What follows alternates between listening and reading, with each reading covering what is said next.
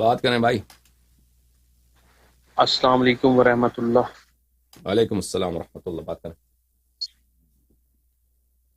حسن بھائی کیا حال ہے؟ خیریت سے؟ مولا کا کرم.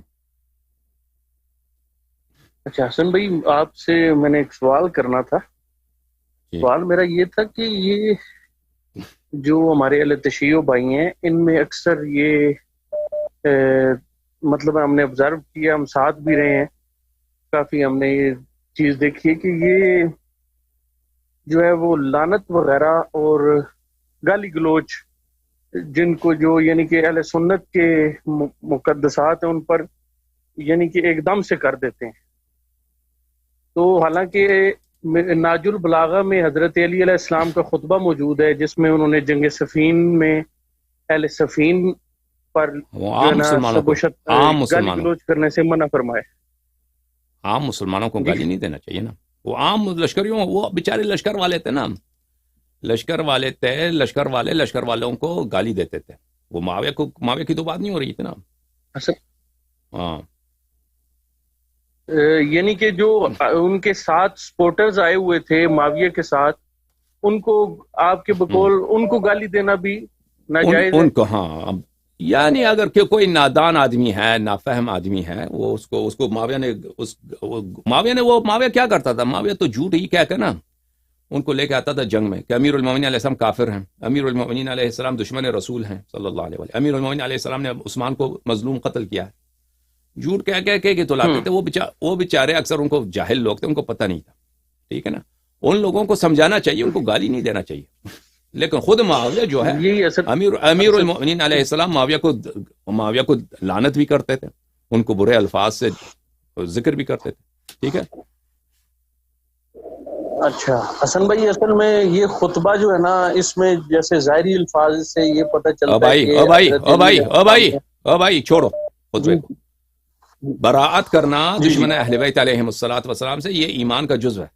براءت کا مطلب سمجھتے ہو؟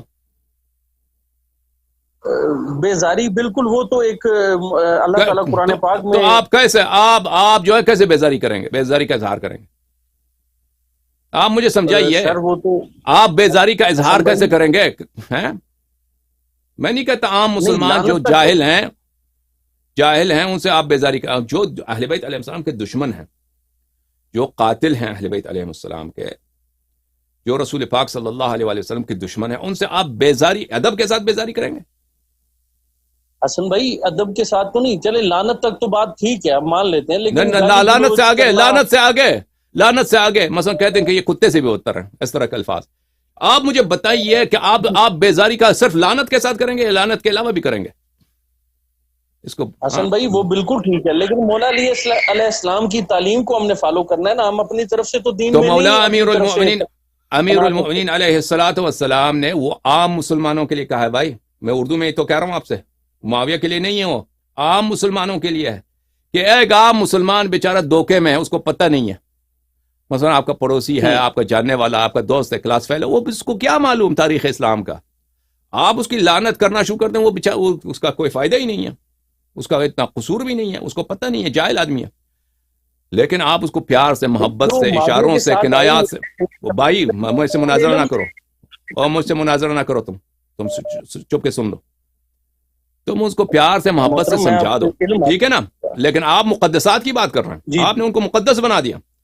آپ نے معاویہ کو اور معاویہ سے جو بدتر کردار ہیں ان کو تو آپ نے مقدس بنا دیا، ان کو آپ برے الفاظ سے ذکر نہیں کر سکتے. جو آپ بھاگ جائیے یہاں سے. دیکھو آپ یہ کہہ سکتے ہیں کہ تقیہ کے طور پر، کیونکہ مسلمانوں شیعوں کو جان و مال کا خطرہ ہو سکتا ہے، اس لیے ہم ان کو برا بلا نہیں کہتے. یہ صحیح بات ہے، میں مانتا ہوں اس کو. ٹھیک ہے. اگر کہیں پہ ایسا ہے، مثلا پاکستان کا ماحول ایسا ہے، آپ پشاور میں رہتے ہیں، کراچی میں رہتے ہیں، پنڈی میں رہتے ہیں، وہاں پہ آپ برات کا اظہار کرتے ہیں تو لوگ آپ کے کال اتار دیں گے. ٹھیک ہے نا. نہ صرف آپ کے، آپ دوسرے جو مومنین ان کی بھی کال اتار دیں گے. تو ایسے حالات میں آپ کہیں حضرت عمر رضی اللہ تعالی، حضرت ابوبکر رضی اللہ تعالی، لیکن دلیل کے ساتھ کب بھی موقع ملے تو حقیقت کو بیان کریں. ایسے حالات میں آپ رضی اللہ بھی کہتے ہیں، حضرت بھی کہتے ہیں، اپنی جان بچانے کے لیے عین شریعت ہے، تو میں مانتا ہوں. لیکن یہ حکم فی نفس ہی نہیں ہے کہ یہ حکم، اصلی حکم یہی ہو. یہ تقیہ کے طور پہ ایک عارضی حکم ہے. ٹھیک ہے نا. لیکن اس کا مطلب یہ نہیں ہے کہ آپ دلیل بھی کبھی بیان نہیں کر سکتے. جب آپ کو امن کی احساس ہو کہ ان کے اپنی کتب سے دیکھیں کہ ابو بکر نے یہ کیا، عمر نے یہ کیا، یہ آپ کی کتاب میں موجود ہے، عائشہ نے یہ کیا ہے، قرآن میں ابو بکر کے متعلق یہ نازل ہوئی ہے. آپ پیار محبت سے جب کبھی آپ کو تسلی ہو کہ اس سے کوئی نقصان نہیں ہوگا آپ کو یا مومنین کو، اس طرح کا بیان کرنا یہ نہ صرف جائز ہے بلکہ یہ لازم و ضروری ہے.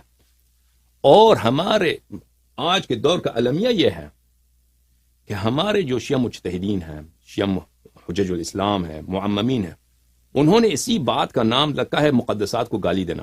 یعنی اگر آپ جماعت عمریہ کے کتب سے دلیل لے کے آئیں کہ ابو بکر نے یہ کیا، عمر نے یہ کیا، عائشہ نے یہ کیا، کہتے ہو آپ نے مقدسات کی توہین کی. یہ تو ایک دیکھیں میں کیا کہتا ہوں، ہمیشہ میں کہتا ہوں کہ یار دیکھو، جو دفاع خامنئی، سیستانی، خمینی اور ان کے جیسے علماء ابو بکر عمر کی جو دفاع یہ کرتے ہیں، خدا جانتا ہے ابن تیمیہ ایسا دفاع کبھی نہیں کر سکتا منہاج السنہ میں. جو دفاع عائشہ کا اور معاویہ کا، لشکر صفین کا، لشکر جمل کا ہمارے مجتہدین کرتے ہیں، ہمارے حوزات کرتے ہیں، وہ دفاع کبھی خواب میں بھی فخر رازی نہیں کر سکتا، ابن حجر عسقلانی نہیں کر سکتا، ابن ابی الحدید معتزلی نہیں کر سکتا، میر سید شریف جوچانی شرح المواقف میں نہیں کر سکتا. جو بہترین دفاع یہ کرتے ہیں، کیونکہ تم نے شیعہ حجج کو دبایا ہے. کس لیے؟ کہ بھئی گالی دیا، تم ابو بکر کا نام لے کر ابو بکر نے فلان کام کیا، فوراً شیعہ کڑے ہو جاتے ہیں، شیعہ مولی مقدسات کو آپ نے گالی دیا. کہاں گالی دیا؟ استدلال کا نام تم نے، احتجاج کا نام جو سنن انبیاء ہے، سنت قرآن ہے، سنت رسول ہے، اس کے علاوہ کوئی طریقہ کار ہی نہیں ہمارے پاس، اس کا نام تم نے رکھ دیا گالی.